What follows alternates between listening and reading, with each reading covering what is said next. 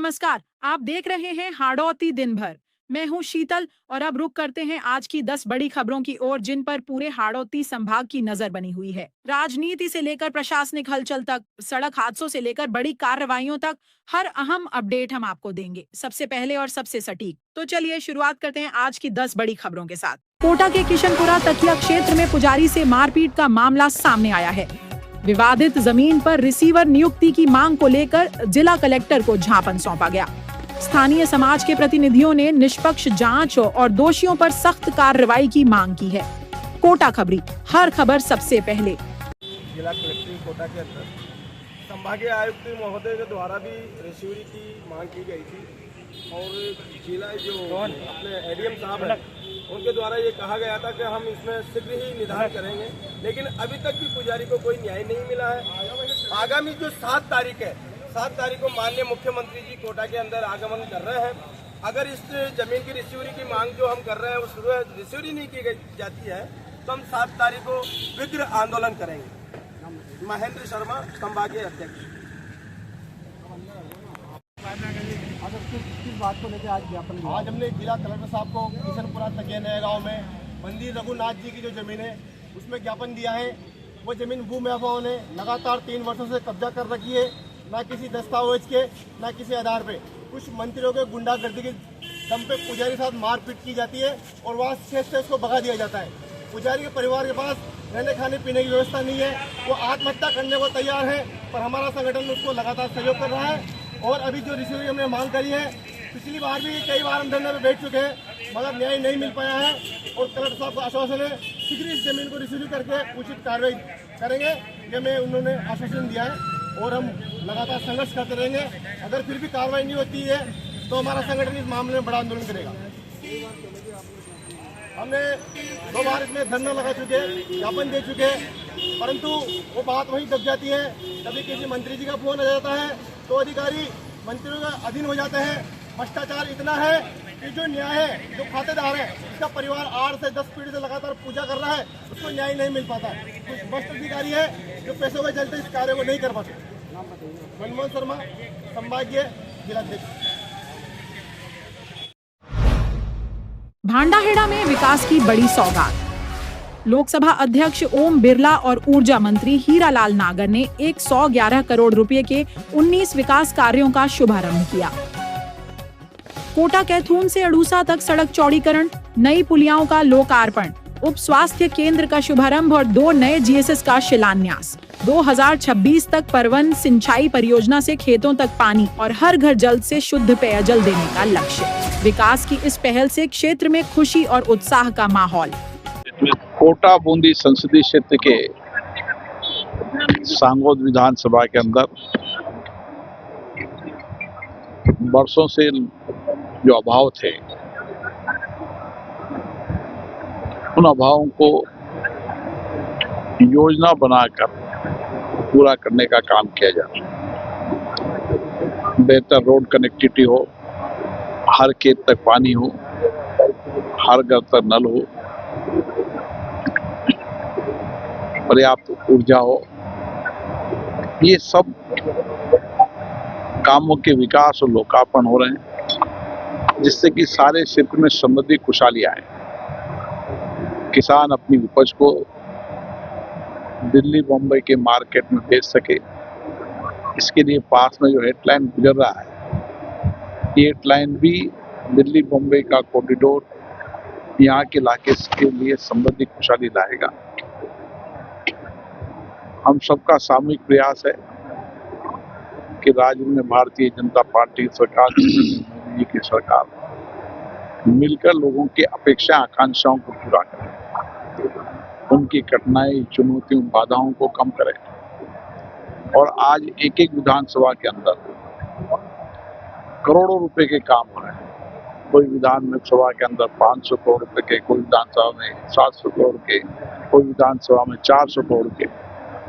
एक विकास के आधार पर इंफ्रास्ट्रक्चर को मजबूत करते हुए कैसे इलाके के अंदर समृद्धि आ सकती है, इसकी केंद्र और राज्य सरकार ने योजना बनाई है। मैं कह सकता हूं कि इस सारे संसदीय क्षेत्र के अंदर जो वर्षों तक 75 वर्ष तक जिन चीजों का अभाव था उनको इस समय पूरा करने का हमारा लक्ष्य और संकल्प है और उसको पूरा करने की दिशा की तरफ हम बढ़े। 3 साल बाद इस सारे इलाके के अंदर 75 साल के सारे अभावों को दूर कर दिया जाएगा। मतलब ग्रामीण क्षेत्र आपका लगाव काफी रहता है, लोगों को भी काफी उम्मीद ग्रामीण क्षेत्र रहती है, काफी अभाव गाँव ऐसे हैं ये सारा इलाका हमारा कृषि प्रधान देश है। जो इलाका असिंचित रह गया है वहाँ कैसे खेत तक पानी पहुँच सकता है, ताकि जितने इलाका में खेत तक पानी पहुँचेगा उतनी समृद्धि आएगी। आने वाले समय में एग्रो बेस्ड इंडस्ट्री का प्रोसेसिंग प्लांट उसके भी प्रयास कर रहे हैं ताकि किसान का उपज ठीक मिल सके और जहाँ उसके दाम उचित है वहाँ उसको बेचने की सुविधा हो। इसके लिए रोड कनेक्टिविटी इलाके की समृद्धि लाती है। मुझे आशा है इस सारे इलाके में नई समृद्धि आएगी, नई खुशहाली आएगी और लोगों की आकांक्षा अपेक्षाएं पूरी होगी। यहाँ प्रारंभ हुआ है और इससे इस क्षेत्र को पूरे को सौगात मिलेगी। और यही नहीं, इसके अलावा भी इस क्षेत्र में चाहे हमारे नए बजट में भी इस 2025-26 के में भी घोषणाएं हुई है और उसके माध्यम से कई घोषणाएं इस क्षेत्र के लिए हुई है जिसका भी लाभ इसको मिलेगा। और इसके अलावा लगभग 1100 करोड़ की पेयजल योजना जिससे इस पूरे क्षेत्र में घर घर पानी पहुंचेगा, उसका भी शिलान्यास 7 तारीख को हमारे मुख्यमंत्री जी और माननीय लोकसभा अध्यक्ष जी 7 तारीख को एयरपोर्ट के वहाँ से करने वाले हैं, जहाँ 4600 करोड़ की पेयजल परियोजनाओं का शिलान्यास वो करेंगे, एयरपोर्ट का भी करेंगे। तो इस क्षेत्र में एक प्लान बना करके हर खेत तक पानी पहुँचे, उसकी प्रवण परियोजना की स्वीकृतियां हैं, उसका काम चल रहा है, उसको मॉनिटर करके जल्दी लाएंगे, घर घर पानी पहुंचेगा।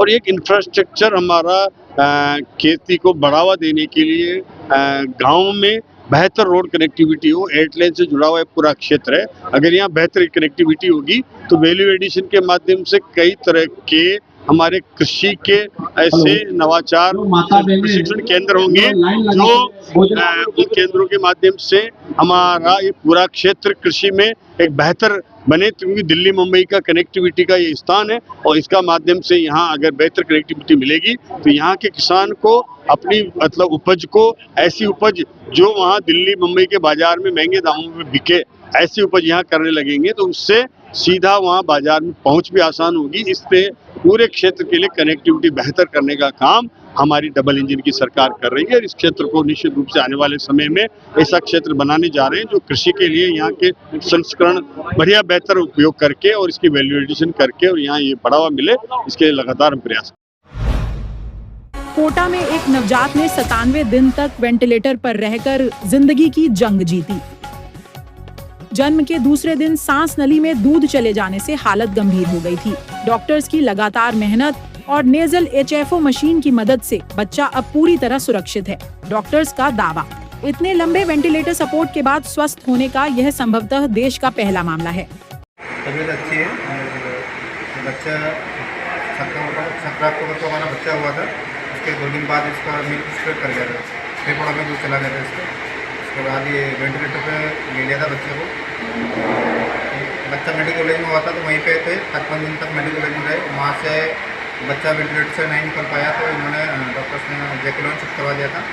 जेकेलोन से वहाँ पे भी बच्चों का जो जिस चीज़ के लिए ट्रैकोस्टमी बोलते हैं उसको ट्रैकोस्टमी के लिए भेजा था।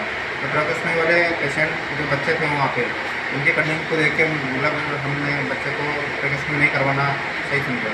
और वहाँ पे तो ऐसा कुछ पॉसिबल था नहीं, मतलब डॉक्टर ने मना कर देता कि ज़्यादा दिन बच्चा सर्वाइव नहीं कर पाएगा, ऐसे बड़े ट्रैकोस्टमी नहीं करवाएंगे। फिर बाहर से प्राइवेट डॉक्टर से लिए ट्राई किया तो किसी ने मुझे महेंद्र गुप्ता सर का नाम बताया। सर के पास आए हम यहाँ पे कोटा आर्ट में सर ने बोला कि बच्चा ठीक हो जाएगा, आपके बच्चे को 2 से 4 दिन में जितना जल्दी सीखो उतना जल्दी बच्चे को लेके आ जाओ। तो हम यहाँ पे बच्चे को 16 दिसंबर को कोटा आर्ट में एडमिट करा दिया था और सर ने यहाँ पे धीरे धीरे ट्रायल देते रहे।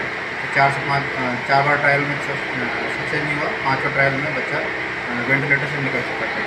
तो इस सब प्रक्रिया में यहाँ पे भी कोटा आर्ट में भी लगभग 42 डेज लग गए थे। 42 डेज में हम यहाँ से मतलब फ्री हो गए थे, छुट्टी हो गई थी हमारी 26 जनवरी को यहाँ से छुट्टी हो गई थी। बच्चा एकदम ठीक है और उसके बाद बच्चा भी इस कंडीशन में नॉर्मल हो गया। ट्रीटमेंट चलता रहेगा बच्चे का थोड़ा बहुत। आपका नाम? जमुना लाल बच्चे का? देवयुग। कोटा के सकतपुरा स्थित राजकीय बालिका स्कूल में उस वक्त हड़कंप मच गया जब अचानक कई मवेशी स्कूल परिसर में घुस गए। बच्चों की सुरक्षा को देखते हुए स्कूल प्रशासन ने तुरंत उन्हें दूसरे गेट से बाहर निकाला। स्कूल स्टाफ का आरोप है कि नगर निगम की गाय पकड़ने वाली टीम ने ताला तोड़कर गौवंश को अंदर घुसाया। वहीं नगर निगम का दावा है कि स्कूल का गेट पहले से खुला था और गाय पकड़ने के दौरान वे अंदर जा घुसी। फिलहाल इस घटना को लेकर प्रशासन और निगम आमने सामने हैं। अब सवाल ये है, आखिर जिम्मेदारी किसकी? कोटा में जानलेवा हमले के मामले में पुलिस ने बड़ी कार्रवाई करते हुए हिस्ट्री शीटर मोहम्मद इमरान उर्फ गोलू समेत 3 आरोपियों को गिरफ्तार कर लिया है। बताया जा रहा है कि करीब 1 महीने पहले पुरानी रंजिश के चलते आरोपियों ने युवक पर लोहे के पाइप से हमला किया था। हमले में युवक के सिर पर गंभीर चोट आई थी, जिसके बाद मामला दर्ज किया गया। फिलहाल पुलिस आरोपियों से गहन पूछताछ कर रही है और पूरे मामले की जांच जारी है। इटावा नगर में एक दर्दनाक हादसा सामने आया है। सुखनी नदी कोटा रोड तिराहे के पास बाएं पास पर सरिये से भरी ट्रैक्टर ट्रॉली अनियंत्रित होकर पलट गई। हादसे में 32 वर्षीय राजेंद्र कुशवाहा की मौके पर ही मौत हो गई, जबकि 2 मजदूर बाल बाल बच गए। प्रारंभिक जांच में अधिक भार और वाहन के असंतुलन को कारण माना जा रहा है। फिलहाल पुलिस पूरे मामले की जांच में जुटी है। क्षेत्र में घटना के बाद शोक का माहौल है। थिएटर में बैठ रहा है, सर लोड कर रहा है एकदम मान तो पकती दी कहाँ जा रहे? मैं गोंदी का रोड पर सर बदल ले रहा है गोदाम कहाँ ले जा रहे हैं? नया लुनेरा रोड पर गोदाम पर सर खाली करवा कर चला रहे। साथ में ही जाते ट्रॉली में? हाँ साथ में जाते हैं।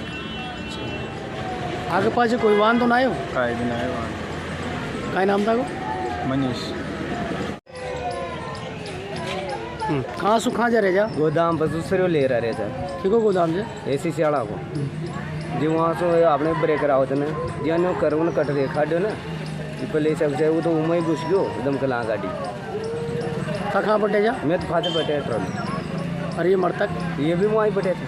अच्छा फिर आगे आगे तो ड्राइवर थे। फिर कैसा घूमे ट्रैक्टर न्यू कर से घूमे ना कल उमई घुस गयो तो आज ड्रेन में कूद जाओ तो मैं तीन कहाँ ले जा रहे जा? जो दुकान पे ले जा रहे। क्या नाम था वो? हाँ नाम नरेंद्र केवट। NH-52 पर भीषण सड़क हादसा। अकलेरा के कटफला के पास मारुति वैन और बाइक की आमने सामने टक्कर। हादसे में बाइक चालक की मौके पर मौत, जबकि 4 लोग गंभीर रूप से घायल। घायलों में महिला और एक बच्चा भी शामिल। सभी को उपचार के लिए अस्पताल भेजा गया। फिलहाल पुलिस मामले की जांच में जुटी है।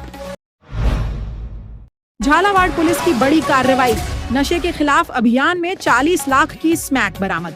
जिला स्पेशल टीम और कोतवाली थाना पुलिस ने आकाशवाणी के पीछे गिंदौर रोड पर 260 ग्राम स्मैक के साथ 2 तस्करों को किया गिरफ्तार।